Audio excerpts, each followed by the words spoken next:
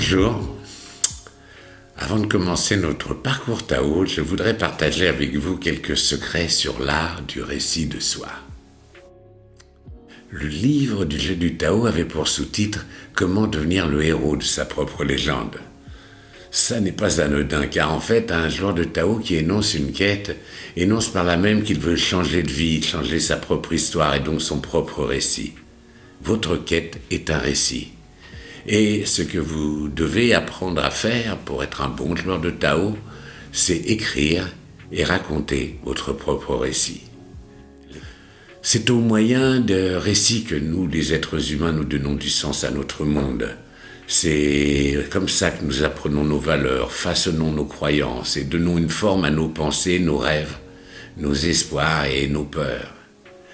Les histoires sont partout, dans les mythes, dans les fables, dans les épopées, dans les contes de fées, les romans, le cinéma, la peinture, la danse. Mais la plupart des récits résident aussi dans nos conversations. Et l'un des secrets du Tao réside,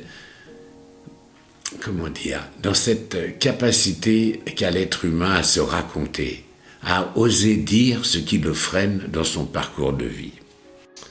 Quand une personne en souffrance ou en difficulté adresse son propre récit à une personne qui la sécurise, en fait, elle élabore une représentation de son problème en remaniant le sentiment qu'elle éprouve. Car partager son récit nous libère de nos frustrations. Ruminer et se plaindre, ou remanier et agir. Voici les deux chemins qui nous sont proposés face à nos difficultés.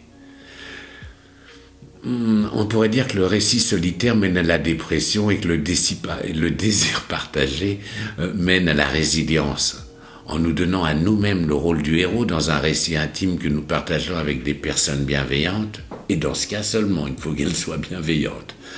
Nous nous mettons sujet de notre histoire.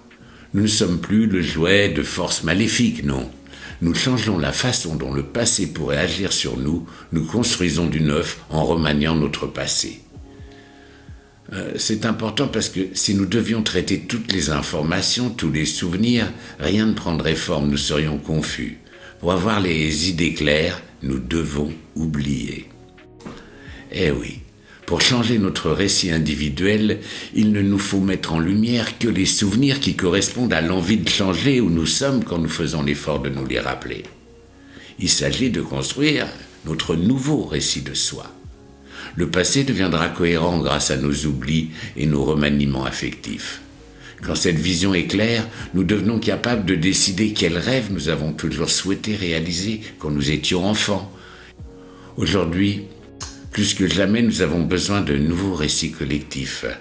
Les héros d'aujourd'hui sont beaucoup calqués à la télévision par des sociopathes à la gâchette facile ou encore sur des modèles qui cherchent à s'intégrer dans notre société de consommation libérale, mondialisée, obnubilée par la croissance, le profit et l'argent. Nous pourrons en élaborer d'autres avec ce parcours Tao. À nous de créer des histoires autour desquelles nous fédérer, de construire des récits qui nous rassemblent et qui nous ressemblent aussi, qui nous permettent de coopérer et qui vont donner du sens à notre vie en commun. Pour résumer, racontons-nous les uns aux autres et construisons ensemble nos happy end. C'est ce qui permettra à chacun de devenir le héros de sa propre légende ou l'héroïne. Je vous souhaite un bon voyage. À bientôt.